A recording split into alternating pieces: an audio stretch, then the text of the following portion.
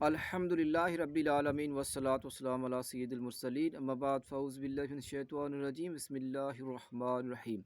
الصلاۃ والسلام علیکہ یا رسول اللہ وعلی آلہ و صحابہ یا حبیب اللہ الصلاۃ والسلام علیکہ یا نبی اللہ وعلی آلہ و صحابہ یا نور اللہ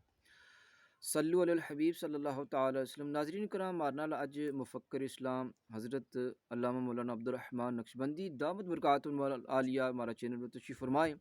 تو ہم انہوں کو جاننا چاہوں گا کہ حضرت تیمم کد فرض ہوا اور تیمم کرنا کہ شریع کام ہے، اور تیمم کن کن وجہ نال کیو جا سکے، کس طرح کریو جا سکے، اور تیمم کن کن چیزیں نال ٹوٹ جائے، اس کے بارے تمام دسیں گا تیمم کا تفصیلی احکام۔ نحمدہ و نسلم علی رسول کریم۔ تیمم و ذکر قرآن مجید کا دو مقام میں موجود ہے۔ تو اللہ تبارک و تعالیٰ نے ارشاد فرمایا لن تجدوا ماء فتیمموا صعیدا طیبا، پانی نہ پا سکے، پانی لبے نہ یا اس پر قادر نہ میں اس نہ استعمال نہ کر سکتا میں بیماری کی وجہ دے، یا رسی وغیرہ نہ ہونے کی وجہ دے، یا اور کوئی سبب ہے جس کی وجہ سے پانی تک نہیں پہنچ سکتا، تو پانی کے بجائے مٹی نال تیمم کو معنی قصد کرنو،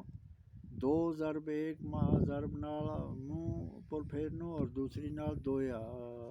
کڑیاں تک دوئے ہاتھ، یہ ہے تیمم کا طریقہ۔ لیکن پانی نہ ہونے کی صورت میں نال یہ دیکھنا ہے ہم نے کہ تیمم جڑو ہے یہ نجاست حکمیہ نہ دور کرے گا، نجاست حقیقیہ واسطے تیمم کافی نہیں۔ مثال کا طور پر ایک شخص پاخانہ پھریو یا پیشاب کیو تو اس کو پیشاب یا پاخانوں پھیل گئے، روپیہ دے زیادہ جگہ مل لئی،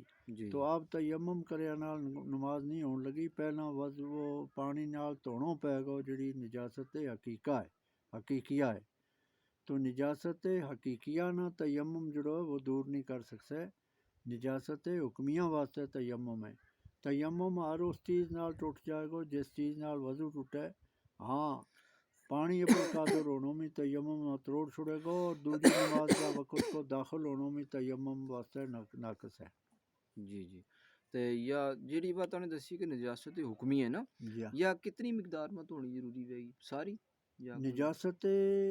حقیقی ہے جڑی حکمی نجاست، مثال کا طور پر ایک شخص نے اپنی بیوی نال مجامعت کی تو اس کا پیشاب کا مقام دے کا چیز خارج ہو گئے، اوٹھے بھی لگ گئی، اچھا تو تیمم اس نہ نہیں تو ہو سکتا ہے۔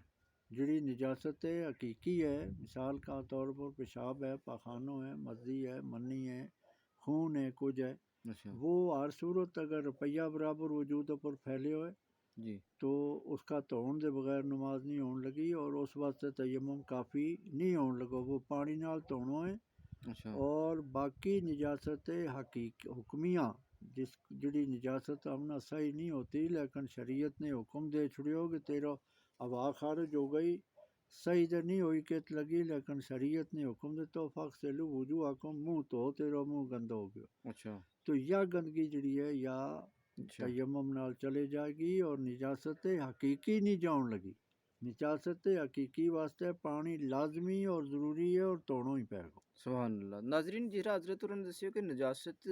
حقیقی اور حکمی یہ دو نجاست ہیں، تو اس نے ہم نے اس طرح سمجھنا کہ نجاست حکمی وہ ہے کہ جڑی ہم نے لبتی نہیں ہے، مثلا ریحا وغیرہ ہے نا۔ اب نجاست حقیقی جڑی ہے نا، نجاست حقیقی وہ ہے کہ جڑی ظاہر میں ہم نے لب ہے، جس طرح منی، مزی، پیشاب وغیرہ، ہاتھ نہ محض کو گو ڈنگر گو پیشاب لگ گیا، کچھ ہو گیا، بچہ کو پیشاب لگ گیا، تو یہ ہے نجاست حقیقی۔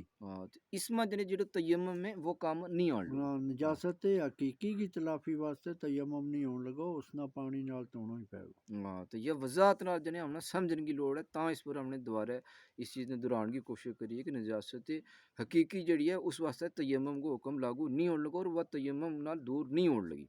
صلو علی الحبیب صلی اللہ تعالی علی محمد صلی اللہ علیہ وسلم۔